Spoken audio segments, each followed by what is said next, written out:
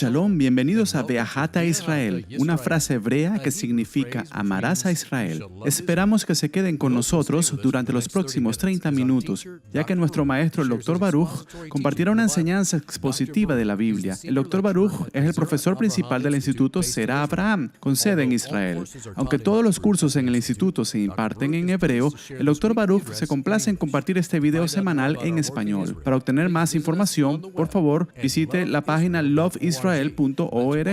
Una sola palabra, loveisrael.org. Aquí les dejo con el maestro Baruch y la lección de hoy.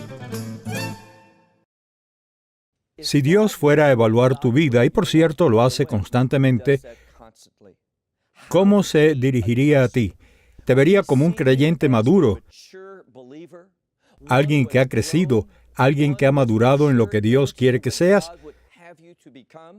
¿O te verá como un niño pequeño? Saque su Biblia y mire conmigo el libro de Efesios y comencemos donde lo dejamos la semana pasada. Efesios y el capítulo 4 y el versículo 14, porque todavía habla de cómo la palabra de Dios exige que maduremos, que crezcamos espiritualmente, que nuestras obras se vuelvan más y más en línea con un creyente maduro. Y observe cómo se dirige a este grupo de personas en Efesios. Él dice en el versículo 14, para que yo no sea más que, usa la palabra niños, pero hay un par de palabras diferentes en el lenguaje bíblico para un niño. Ahora, a veces, el Mesías les hablaba a los discípulos y los llamaba hijos, pero quería decir que, en la relación de él como su líder, él como una especie de figura paterna. Esto no es lo que significa esta palabra niño en este caso. Esto habla a uno que es inmaduro, uno que es pequeño, uno que no puede cuidarse a sí mismo, uno que no se puede dejar solo, que causa numerosos problemas. Un tipo de niño travieso. Así que miren nuevamente el versículo 14. Nos amonesta para que ya no seamos niños pequeños. ¿Y cuál es la descripción de eso? Pues que no estemos tirados para aquí y allá y sacudidos por cada viento. La mayoría de las Biblias dicen doctrina, pero significa enseñanza. Ahora esto es lo que sucede. La gente, si eres inmaduro en tu conocimiento de la Escritura, puedes tener el mejor deseo de aprender, conocer la verdad y ¿qué ocurre? Bueno, si no estás estudiando, solo estás escuchando a otras personas, y estás escuchando lo que dice una persona y tú dices, bueno, eso tiene sentido para mí, eso suena bien, creo que tiene mucho beneficio y mérito. Pero mira, el problema es este, estás tomando decisiones basadas en tu mente racional. Así que lo que ocurre, bueno, alguien más viene, dice algo diferente, pero de nuevo, esto suena bien para ti. Tiene mucho sentido. Dice exactamente lo que quieres escuchar. Te gustan las promesas que están haciendo y entonces te vas con ellos. Bueno, en realidad no produce nada, así que vuelves a buscar otra fuente de enseñanza. ¿Qué dice la palabra de Dios? Bueno, mira con cuidado. Él dice, no te dejes llevar por doquiera por todo viento de enseñanza. ¿Por qué? Debido a que muchas personas usan este libro, usan el lenguaje y la terminología correcta. ¿Pero qué hacen? Bueno, presta mucha atención. Dice literalmente intihubia.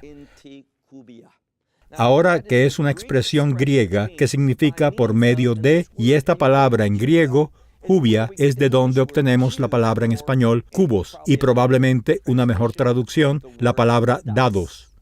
Ahora, esto es lo que sucedería en esta cultura. La gente usaba los dados y jugaban e intentaban que vinieras y jugaban, los cargaban y siempre estaban trampeados.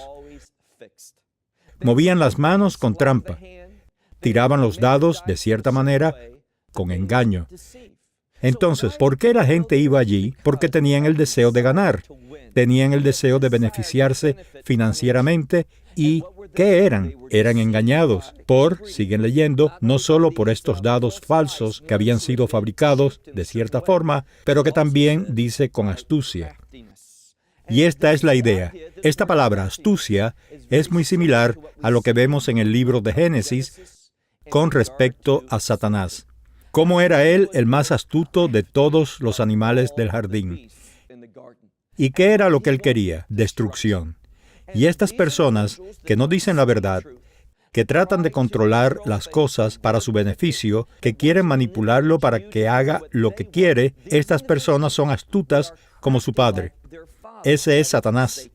Así que mire nuevamente el verso 14. Él dice, para que ya no seamos niños pequeños, inmaduros, traviesos, que son sacudidos por todos los vientos de doctrina.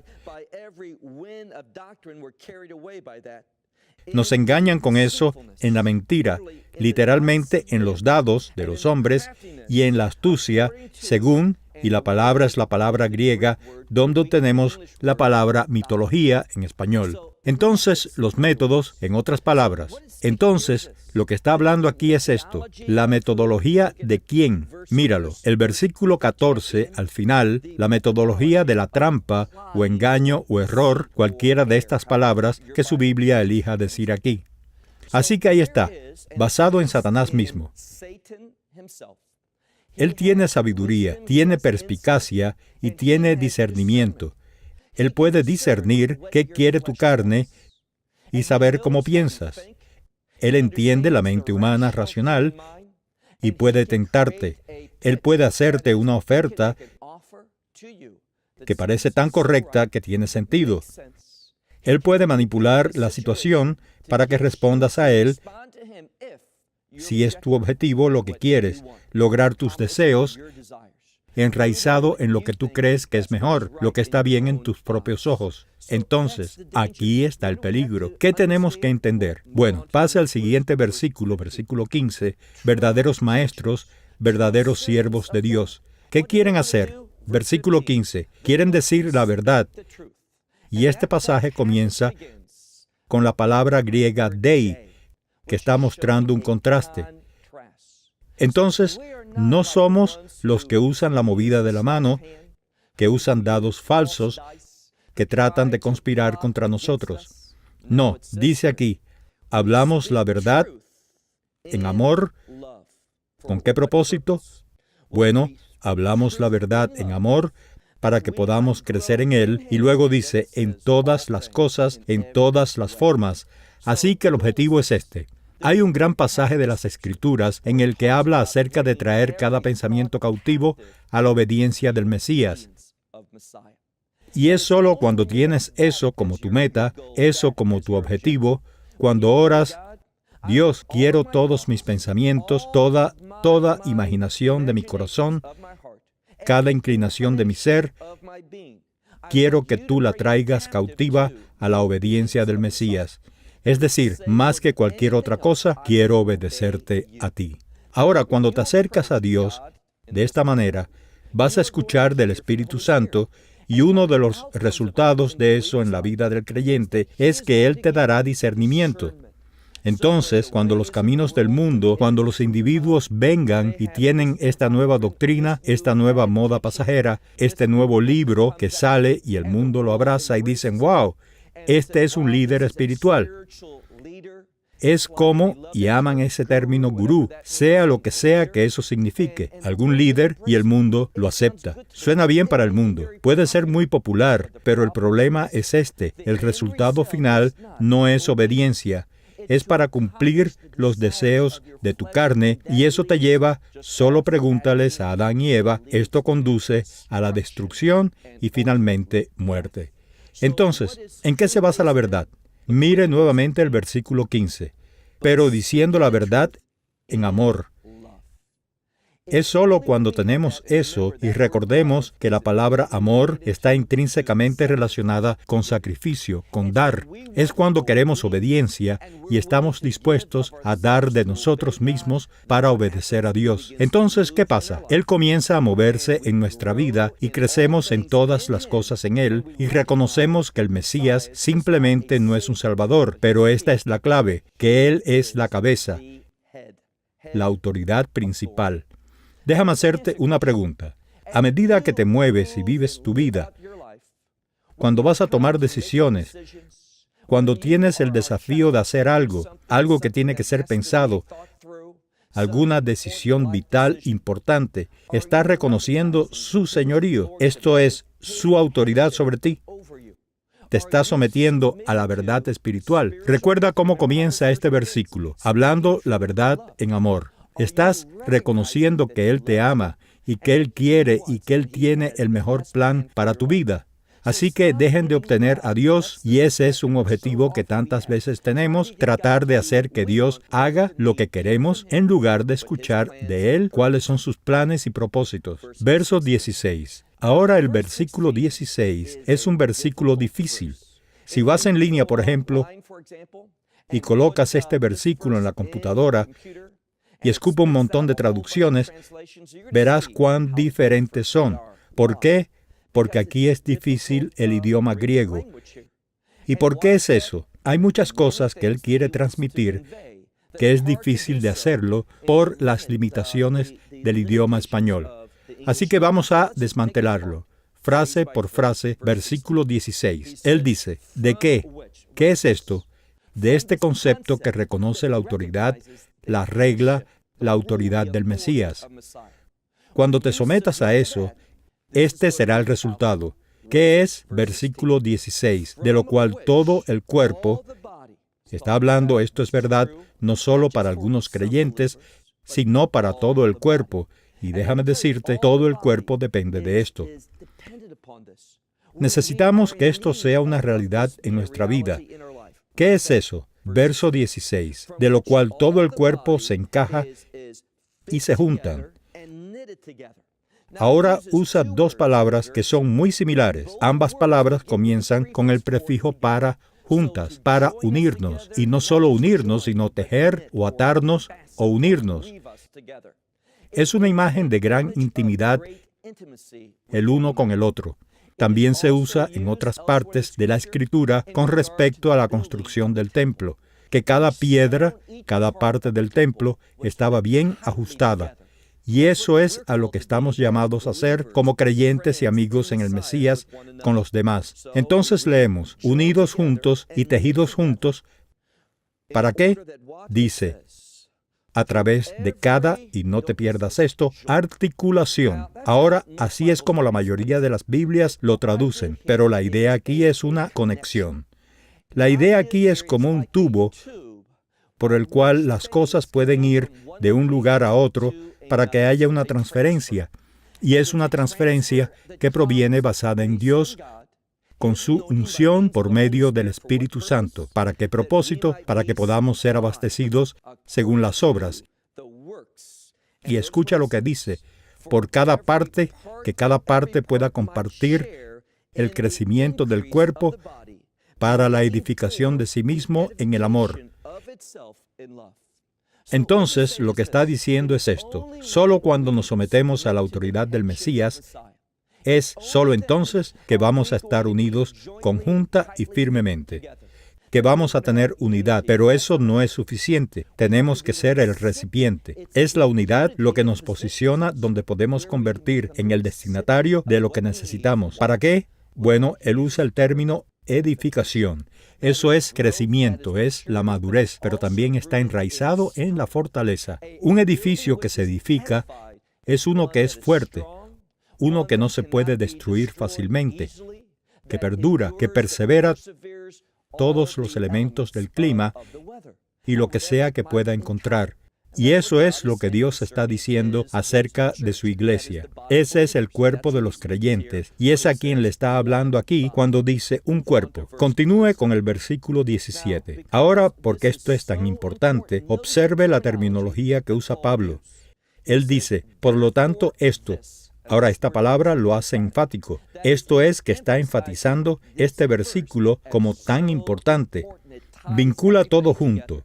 El versículo 17 dice, por lo tanto esto digo, y notan que él simplemente no dice, yo digo, pero él usa otra palabra, testifico, doy testimonio. Ahora esto es importante porque Pablo dice, esto no es algo que simplemente haya leído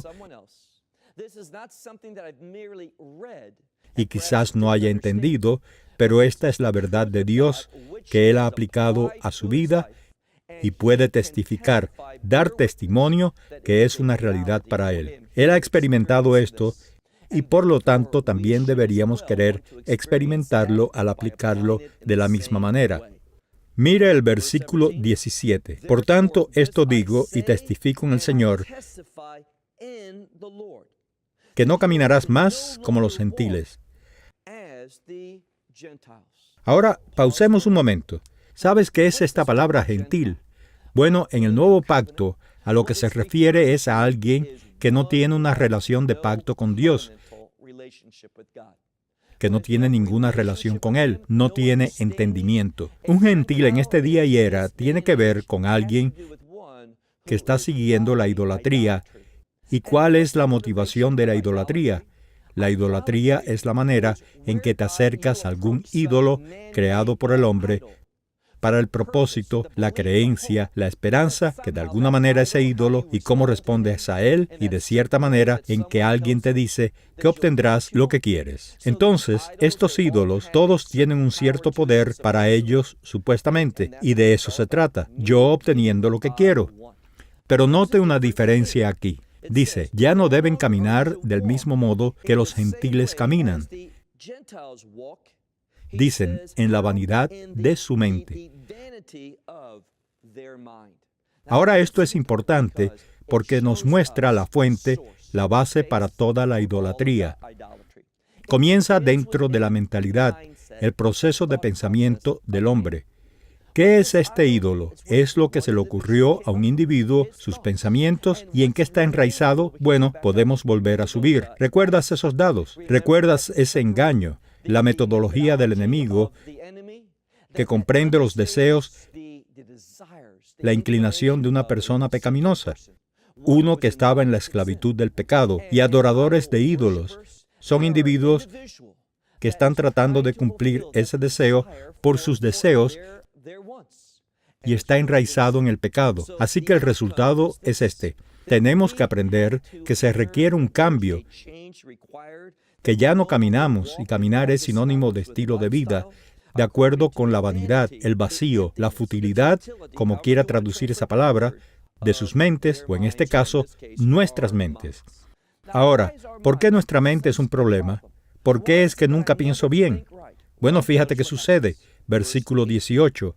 Ahora el versículo 18 es lo que podríamos decir un versículo de las Escrituras. Recuerda a Pablo. Pablo fue alguien que fue entrenado como un rabino. Escuchó las diversas interpretaciones que dieron los sabios, y una de las cosas que los sabios de la antigüedad enseñaron fue esta. Recuerde que en el jardín del Edén vemos que allí estaba Satanás, y él habló de acuerdo con los deseos de la mujer, y ella fue engañada. En otras palabras, vemos en otra parte que ella tuvo su conciencia engañada, esto es, oscurecida. Hay una relación entre ser engañado y oscuridad cuando miramos a la creación. Por ejemplo, mencioné Génesis 1. Verás que cuando Dios creó los cielos y la tierra, ¿qué aprendimos? Vacía, sin orden, sin forma. ¿Cuál es esa frase literalmente? No hubo orden, y solo a través de la luz se manifiesta el orden de Dios. La misma cosa, es solo con la luz de Dios, su palabra, que podemos ser iluminados y ver la verdad. Pero si estamos viviendo como el resultado de la caída, ¿qué sucede? Bien, él dice en el versículo 18 que sus mentes se oscurecieron y fueron lejos, alejados de la vida de Dios. ¿Por qué? ¿Por qué estaban alejados de Dios? Porque su conciencia se oscureció de que no podían ver las cosas desde la perspectiva de Dios. Esto es lo que dice, porque lo fueron, y es la palabra inglesa agnóstica. Ahora aprende la verdad sobre la definición correcta para esa palabra agnóstica. Mucha gente dirá, bueno, es solo alguien que no está seguro, alguien que no sabe, alguien para quien el veredicto sigue sin respuesta, ya sea que haya un Dios o no. Pero bíblicamente, aunque lo traducimos agnóstico, la palabra, literalmente, es la palabra conocer y el prefijo a, que significa en contra. Entonces, no es porque no lo sepan, no es porque no estén seguros. Han hecho un deseo cognitivo y una decisión de estar en contra de reconocer las cosas de Dios. Rechazar este libro, no respondiendo a las cosas que Dios revela, para que no puedan ubicarse donde puedan ver las cosas desde la perspectiva de Dios. Entonces, ¿qué ha sucedido? Dice que están en contra del conocimiento y también dice que han tenido la dureza de sus corazones. Ahora, ¿qué significa eso? Que han tenido la dureza de sus corazones. Bueno, hemos hablado de esto. Hace unas semanas mencionamos a Paro o Faraón y recordamos cómo Dios se les reveló una y otra vez a Faraón, y Faraón escuchó esto algunas veces. Él dijo, ora por mí, soy un pecador, intercede por mí ante Dios. Él lo sabía, pero una vez que le quitaron el problema, estaba en contra de conocer a Dios. Y cada vez que Faraón se apartaba de la verdad que se les revelaba, ¿qué pasaba? Dios endurecía su corazón. No fue que Dios, en una comprensión errónea de la soberanía de Dios alcanzaba y endurecía su corazón porque Dios dice, soy soberano y puedo hacerlo. Eso no es lo que revela la Escritura. Fue por el rechazo de Faraón que su corazón se endureció. Hay un principio, hay una ley, cuando Dios manifiesta la verdad, cuando Dios obra en tu vida e interiormente lo sabes y rechazas eso, tu corazón se endurecerá. Y no solo eso, se empeora. No solo se vuelve difícil, sino que mientras leemos, encontramos aquí en este mismo versículo, mira, en el versículo 13, dice que te conviertes en ¿qué? Bueno, leemos aquí que nos volvemos insensibles y que también nos entregan a... Nos hacemos insensibles a las cosas de la verdad y nos entregamos a ellas, la lujuria del trabajo de obras inmundas, de cada obra inmunda y codicia.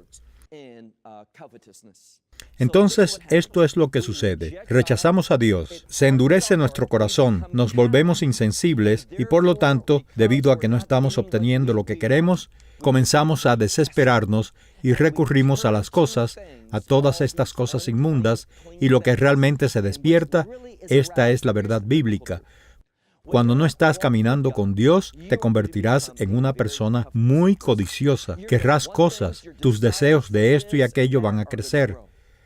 Pero cuando te vuelves obediente a la verdad de Dios y del Espíritu Santo, Él te llama, no hablando solo del Espíritu residente que recibiste cuando te convertiste en creyente, sino que cuando experimentas la plenitud, Él siempre está allí. Él prometió nunca dejarte, pero cuando experimentas la plenitud del Espíritu Santo en tu vida, estás contento. Es por eso que Pablo dice, he aprendido el secreto de estar contento. ¿Cómo? En cada circunstancia. Cuando estás caminando con Dios, no vas a tener todos estos deseos para las cosas del mundo. Vas a saber satisfacción y vas a comenzar a usar estas cosas mundanas para un propósito del reino en lugar de tratar de satisfacerte. Así que pasemos al versículo 22. Leemos aquí, no has aprendido verdad en el Mesías. Si esto realmente describe a alguien que son sacudidos de un lado a otro por cada doctrina, se dejan llevar y vemos que están enraizados en una cosa, satisfaciendo sus necesidades, las concupiscencias de su carne, no lo han hecho. Versículo 20. No han aprendido el Mesías. No han escuchado. Versículo 21. Si realmente has escuchado y si realmente han enseñado a hacerlo. Porque aquí dice que es verdad, que la verdad reside en Él. Versículo 21. Y esta verdad es muy importante. Esta verdad conduce. Esta comprensión de la verdad es como un patrón, es una guía para las cosas de Dios. ¿Qué es eso? Madurez. Mira, es mucho más importante en quién nos convertimos que en lo que poseemos. Por tanto, nos guía con toda la verdad para que podamos convertirnos en hijos de Dios, no solo por su nombre, porque hemos tomado una decisión, sino porque estamos viviendo, estamos testificando que pertenecemos a Dios. El versículo 22, si este es el caso, dice, dejen de lado, literalmente dice, pongan lejos de ustedes todo lo de su conducta pasada. Ahora esto es importante porque se supone que debemos volvernos nuevos y aquí es hacia donde Él va. Recuerde, Él habla sobre ser el nuevo hombre, que no vivamos como el viejo hombre. Mire nuevamente el versículo 22. Él dice, dejando lejos atrás la vida pasada del viejo hombre, una de corrupción según todo deseo. Y este deseo tiene sus raíces ¿en qué? En lo que no es verdad. Utiliza la palabra bíblica aquello que es engañoso. Ahora, ¿por qué se menciona el engaño aquí? Porque si no estoy caminando con Dios, si no tengo noticias suyas, el resultado es que voy a estar listo para el engaño. Hay una conexión entre mis deseos. Recuerda lo que dice, mira nuevamente el versículo 22 al final. Él dice, de acuerdo con los deseos del engaño. Cuando eres alguien que no está caminando en la verdad y solo piensas basado en la ilusión de tu mente racional, tu mente que no ha sido regenerada, ¿qué va a pasar? Tendrás deseos y esos deseos serán fuente de que seas manipulado y controlado por el enemigo. En lugar de caminar en la verdad, va a ser el engaño o la falsedad. Versículo 23, él dice, y esto es lo que quiere de nosotros. Esta es la alternativa y solo hay una. Versículo 23, él dice, pero, y nota esa misma palabra, contraste, algo tan diferente, pero sed renovado por el espíritu de tu mente. Ahora, esto es con lo que quiero concluir hoy.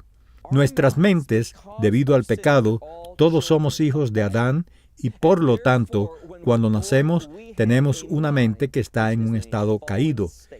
Es decir, es una mente que solo sabe cómo pensar racionalmente. Y cuando caminamos en nuestra mente racional, como dije, vamos a estar listos para el engaño. Entonces, ¿cuál es la solución? Solo hay una, que podamos ser renovados, y todo esto tiene que ver con la novedad. Implica un cambio, y la única fuente de ese cambio es, ¿quién? El Espíritu de Dios. Regresemos a Génesis, y de la misma manera que vimos este vacío, esta falta de forma, esta falta de orden de Dios, oscuridad, todas estas cosas que Él está sacando en este pasaje para mostrar que éramos como el mundo hasta quien comenzó a moverse, hasta que el Espíritu de Dios comenzó a moverse sobre las aguas. Y cuando el Espíritu de Dios comenzó a moverse, ¿qué ocurre? Iluminación. Entonces, cuando el Espíritu renueva nuestras mentes, es como si la luz se encendiera. Quiero decir, solo piensa en cómo estás en medio de la oscuridad. No puedes tomar decisiones, no puedes ver, no sabes qué camino tomar, pero solo cuando la luz se enciende, todo se aclara. Ese es el beneficio del Espíritu Santo. Bueno, estamos fuera de tiempo. Hasta la próxima semana, cuando pasemos al capítulo 4 al final y encontraremos la gran bendición del Espíritu de Dios.